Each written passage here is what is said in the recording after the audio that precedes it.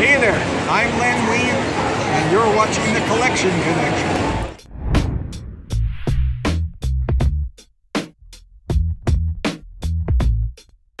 Welcome to Collection Connection. I'm Dave Tigerman Smith. I'm Miles. Spoiler. Nate the Great. Welcome to our show about reboots and unnecessary reboots. I would like to talk about this because this was kind of my idea for the show. You know, talking about, New 52 right after Flashpoint. We had Marvel Now, which wasn't really a reboot, just a jumping on right after A vs. X. And now Marvel's actually teasing another reboot, with their little thing, everything ends, which is going to happen after, you guessed it, another A vs. X. And after another Civil War. Another Civil War, another Secret Wars. I feel kind of, recycled here. If they do reboot their whole thing, then the whole death of Wolverine was pretty much pointless. Just a cheap ploy to get you to buy, 20 tie-ins, 4 issues. I just think it's cheap on their point, And the thing is that they're just trying to create jumping on points for people so that they can, drum up sales again. And when you get into that corporate politics of continued sales growth, when is enough enough?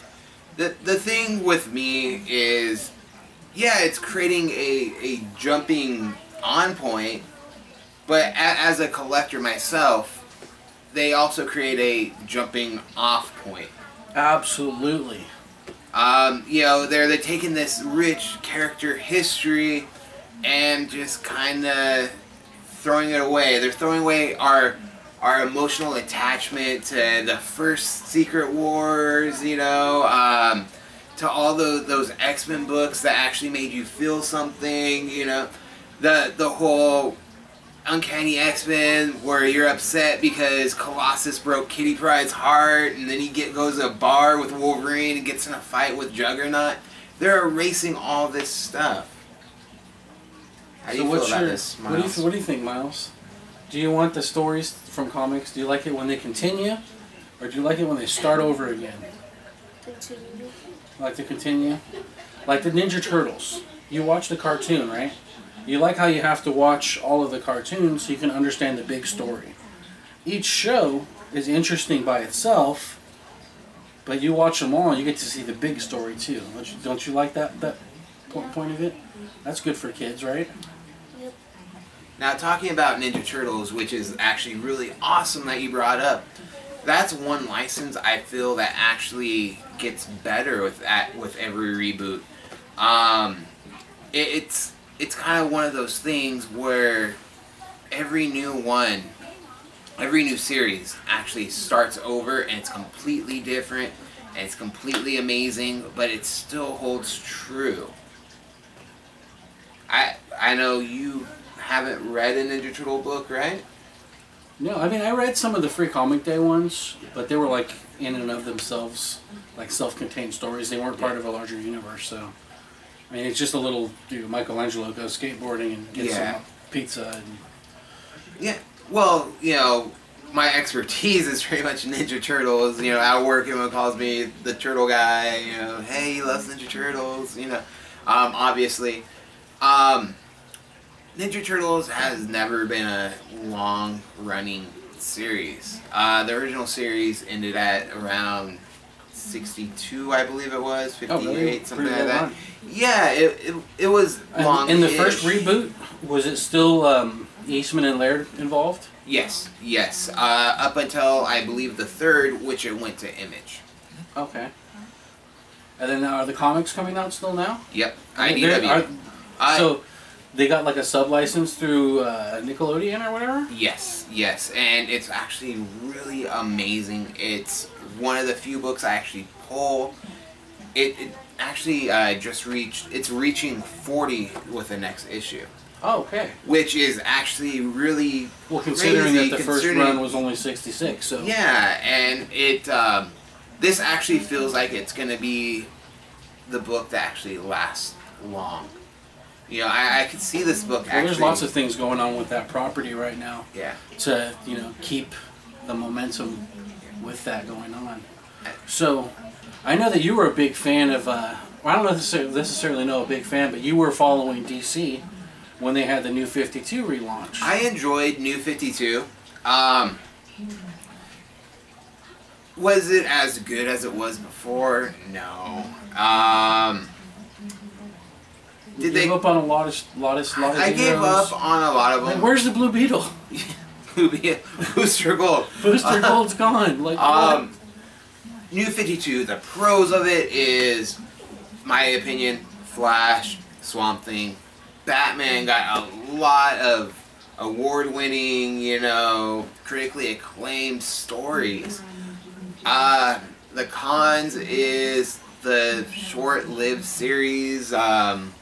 You'll see after, like, year after year, they're dropping so many titles and then bringing new ones in just to have them fail. All the Hawk and Doves of the world. Yeah, yeah. You know, they keep relaunching Deathstroke, which is kind of weird to me because they should have got it right the first time, because Deathstroke's You telling me you don't love that Lobo reboot? I don't think anyone loves that Lobo reboot. I wish DC would go back to where it was, though. You know, I just read an article. It's funny you say that. I just read an article a couple days ago about how they were talking about having an all-include, like the old universe still existing in subplots and whatnot, and how you could still go back in time to when that universe existed and tell tales even though it concluded. See, and then I'm just like, well, then doesn't that kind of negate the point of having it? It's like trying to double back out of the finality of what they chose to do when they rebooted that whole universe. If they end up doing that and reverting it back to where it was, it's going to piss off a lot of people, because that's saying the last couple years of your comic fandom was nothing. All those issues that you bought, if you're following all 52 titles, which I doubt there are a lot of people. Well, doesn't Superman, I mean, Superman goes back 75 years. You know, if you want to forsake 75 years, which has more fandom behind it, 75 or 3? But how many people have been reading it for 75 years straight? Oh. That's the thing, you know, you can't build an emotional attachment to something and then just be like, guess what? Rick Grimes wakes up, that was his coma sleep, you know what I mean? That's Walking Dead. You can't do that. That's going to piss off so many people. But the whole reboot is nothing new. Marvel tried it with the Ultimate Universe, which went really well with Ultimate Spider-Man, but Ultimate X-Men, kind of a flop. Ultimate Avengers, which is actually a really good book, was kind of an ultimate dud. How do you feel about that? You're the big X-Men guy. I wasn't a big fan. I mean, but I'm all about the continuity. You know what I mean? Yeah. You have to have the history. You have to have the feels. You have to... You know, the biggest thing that I always loved about, and as an X-Men fan, the biggest thing that I liked, you know, the superhero stuff was going on, but I really liked that they were people. They were just regular old people who happen to have powers. And they still go through their teenage angst, and they have their crushes, and they break up with people. And it's almost kind of like soap opera-ish, but with superpowers, you know? And the undertones of racism and social stuff that happened. You know, I always liked it. I always followed it. And then it's sprinkled with the right amount of, you know, tragedy. The death of certain characters and whatnot. Now, I think that it's about time for somebody to come up with different ways for people to come back from the dead when it happens. Like, I like the newest Jean Grey reboot. Bringing the all-new X-Men. Yeah. How they brought all the... I mean, that's the best X book out there right now. And they've really tied that into to the Uncannies. I haven't even been reading Wolverine and the X-Men. Yeah. You know, it's really... it feels like comics is kind of going on a loop right now, and I think in order to get out of this, they need to bring in fresh blood. They need new writers. They can't keep, you know, depending on Bendis. They can't keep, you know, depending on Remender. Even though they're amazing, I think we need new people out there. You know, all new. I think. I read a good article that Todd McFarlane talked about with about Spawn being one of the longest running comics now, and you know, which came out within our lifetime, which is kind of weird that some of these books that I got when I was even an adult are like classics now. It's like shows the grays in my beard and whatnot. Then again, it's the difference between highest number and longest running. You know, Superman probably be the longest running continually because it's the same character. You know, Action Comics. Yeah, Action Comics. Spawn has a large number. But in that, Disney Comics. the Disney comics go up to like 720. But you have to see within that number of Spawn comics where it fell off, where people stopped caring, where just nothing Just happened. lulls in the action. Yeah, where you could see that Todd McFarlane was just kind of like, you guys take care of this property. You guys take care of it. And, you know, focus on making these toys and other things. yeah, when you leave kids alone in their house, they're going to break a vase. That's a good analogy. I like that. Yeah. Spawn is actually going on a pretty good track right now, though. Ah, 2 more issues, right? Al Simmons is going to be coming back. Al Simmons, which is kind of weird because they put all their eggs in this Jim Downing basket, and now they're like, guess what? The bottom fell out. All the eggs are broke.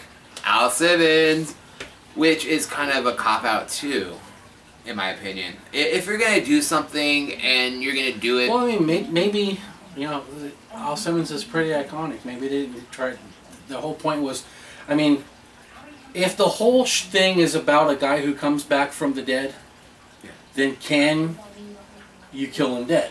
yeah, but the whole death of Al Simmons was supposed to be kind of like, you know, let's start over. Let's kind of do something new.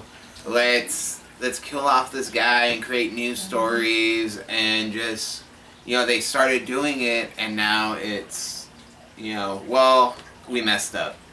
You know, if you're gonna do something, you need to go with it and go with it full force, and try to, you know, get people. But if no one's reading the book, I guess you kind of have to resort to Al Simmons coming back. Well, I'm thinking that there's pros and cons to these reboots, and I think the biggest reason why they like to do these reboots is to try to create a jumping on point for people. But you don't have to piss off the people who've been into comics for decades to create a jumping on point for people. I mean, we just came back from from the Kamikaze. Yes. We just came back from the biggest convention in LA, and you know, San Diego's bigger, WonderCon's bigger, but as far as LA goes, Kamikaze is the biggest one that they have. What other Comic Cons are in LA? There's nothing in LA. It's Kamikaze. So I mean, you're the number one of one. Yeah. But The point. The point is, you want to create a jumping on point. You don't have to smash the whole continuity of everything going on. Why don't you create a little bit more things for little guys to get on? I mean, we're at Kamikaze, and there's a bunch of guys our age there, a bunch of people in their 30s and 40s. And they have a little booth for Stan Lee's kids right next to Stripperella, which I thought was really awkward. You know, I guess, you know, drop the kids off, you know, at the Stan Lee kids, and then do your thing at Stripperella, maybe? I don't know. But we got my son here. Yeah. Spoiler alert. Yep. 7 years old. Loves all these guys. And his big exposure to the comic universe is through cartoons and toys. Yes. And not really through comics themselves. Now, there's a couple things out there. I mean, he's got... Anything I give him, it pretty much gets beat up. But he gets beat up because he looks at it and he loves it and he watches it. Or he reads it. So, I've got some G.I. Joe stuff in here. Actually, G.I. Joe isn't really geared towards kids. Sure. No, not really. It was Oh, it's okay, actually buddy. very violent. A lot of the Joes actually died in the book. Great book. He likes the fighting. Yeah. The free comic book day offers a lot of options for kid-friendly books. And then I gave him some old Batman comics and Superman comics, action comics from the 90s. These are from like 92. Got an Infinity book, and then they got just the Halloween comic fest that they gave out through the free comic book day. Some little comics for the kids. Yeah. But what about the Avengers? They have like Avengers Assembled, which is actually based off the cartoon, but I don't think a kid would really want to read it. I mean, it'd be cool if they like rebooted like X-Men for kids and told some of these famous storylines. But retool it. Yeah. For you can do the Phoenix Saga again. All these things that they're showing over again, show it again. Yeah. But I don't want to say dumb it down, but kid it down. Yeah. With not as extravagant art, you know. Yeah, they don't need the extra. I mean, these kids are into any of these Japanese things with a mon on it. Pokemon, Gachamon. X-Mon. Yeah, why not X-Mon? Why not have X-Mon? It doesn't have to be the best art. You don't have to have Clayton Crane doing a ridiculous, awesome piece. That's great for us. Yeah. But he doesn't need that. You don't have to have Chris Claremont. You could have just... And you can have stories inspired by the stuff that Chris Claremont, You don't did just and wrote. need like really good drawing. You just do like draws of kids. Now, Miles, what book would you like to be made for a kid? Something that's not made for kids already. SpongeBob comic. They have SpongeBob. They have a SpongeBob comic. I gotta get you some kid comics in your pool. I'll probably do a little bit of investment. Put some SpongeBob stuff in there for you. But what superhero book? Transformers. That would be a good one. Transformers out today are a little sophisticated. I even get lost in some of them. Well, think about some of the guys. Star Wars. Did you like Star Wars? What about, let's see, what else? What's your favorite video games? Mario? A Mario book would be pretty awesome. Pokemon? Pokemon would be cool. And he's into Pokemon, and then there's not even a... Is there a show running?